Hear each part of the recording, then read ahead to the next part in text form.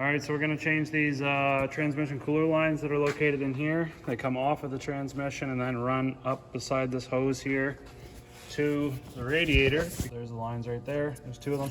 The radiator is actually a split rad with coolant, and also there's a separate section inside for the cooler.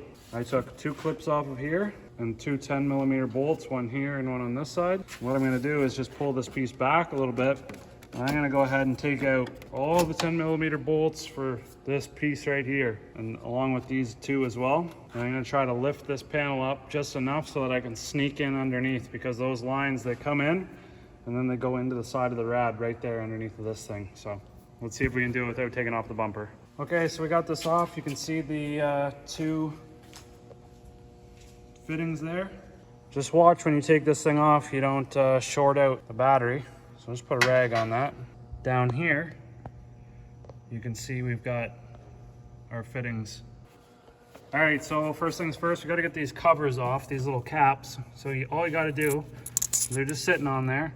So you just grab them and pop them off and move them up like this. So you do that for the ones that are here, and you do them for the ones that are down there. I'm gonna try to zoom in and explain this to you. But there's a little E-clip, and you can see the end of it sitting right there.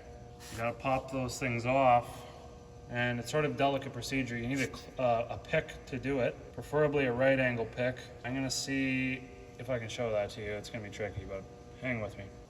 All right, so that's the thing that you're trying to get off, and you can see the two little ends there and there. Hook in them. So the trick is to get them sort of popped up like that, and then you can sneak under them like that. Now, these things have a tendency to go flying off. So what you do is you sort of get them just to the point where they're gonna fly off. And then hopefully you can get your finger on them. And that's why I have like 50 of them in my toolbox.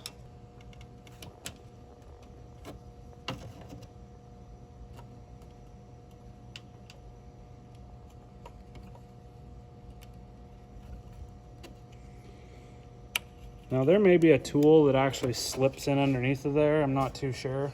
This is the only way that I know of doing it. It's not that bad once you do it a few times. It's just like I say, the trick is not to let them go flying. Otherwise they are sometimes a pain to find. Sometimes you can't find them at all. So, and this one seems to be stuck. Now sometimes this aluminum will get all corroded, and that's how you do them.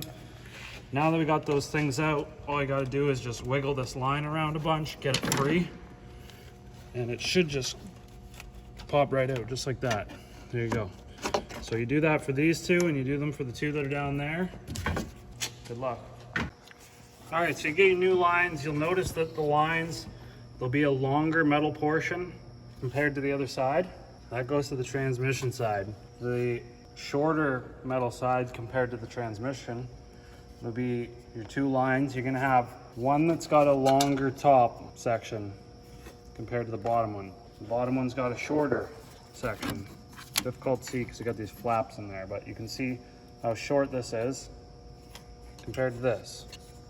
So what we gotta do is get everything situated. The longer one goes to the top, but before we plug both of them in, you need to get the bottom one in, and then we're gonna put the clips on. Now, putting the clips on is the easy part. You see how there's like those slots in there?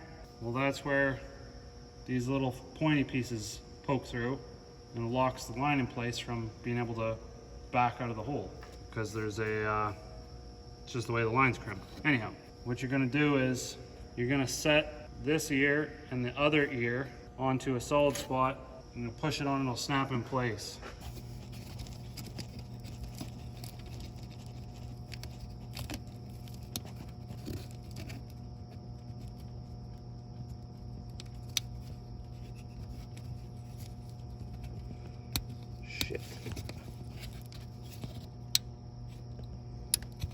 Try to do this other one. You don't want the ends of the clip going in the holes.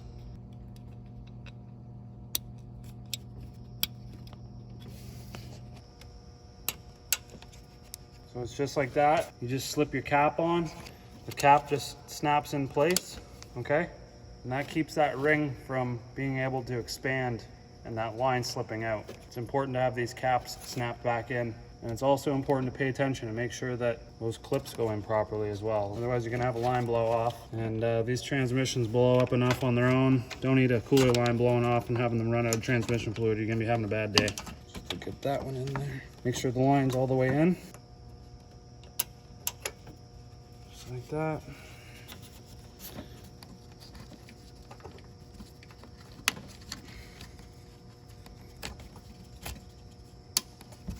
Boom, done. Get everything reinstalled. I'm actually gonna leave this bumper off right now, the way it sits. We're gonna set the transmission fluid level, run it for a bit, make sure that the lines are okay and that they're not leaking. We're gonna set the fluid level on this Dodge Caravan. Down here, underneath of this harness, they stick the fill tube. And sorry, I'm in the light there. See if I can zoom in on it. Sits right underneath this harness. And like I say, it'll have this cap on it. Twist the cap, it's got a little O-ring that might be stuck on there. Get the cap off. This is a metal funnel, so just be careful if you're using a metal funnel like this one that you don't stick it into the metal tube down there and then it leans over and shorts out on the battery, because the battery positive terminal is right there and we don't want that, so put a rag over that. Now, the next thing I'm gonna do before I stick this in here and add fluid is I need to see what the fluid level is. So in order to do that, we need a special dipstick because Chrysler doesn't give you one. So luckily I worked at the dealer and I was able to take one with me. Now you can buy these things online, they're fairly cheap. There are numbers on this dipstick and there's a chart that you need to look up. And this chart shows temperature versus fluid level in millimeters. The numbers that are on that dipstick are millimeters, and what we're gonna do is run the van, and using the scan tool, we can monitor the temperature of the transmission fluid. And based on the fluid temperature, we should have a certain fluid capacity measured in millimeters. Let's fire up the van. All right, we got our scanner hooked up. We'll just go in here, go into transmission. We need to find the temperature of the transmission. Let's go to transmission. Give me data.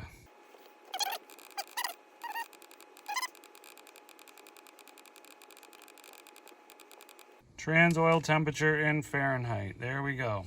So we're gonna start the van. We can see we're at 87. So let's go out and check it. Taking a quick look at our repair job. We can see no leaks so far. We're doing good. So now I'm gonna take my dipstick. I'm going to stick it down the hole while it's running. I can feel it bottom out. I'm going to pull it out. And there we go. Looks like we're at there, about 45. So it looks like we're a little bit over full. So we may need to drain some of that out.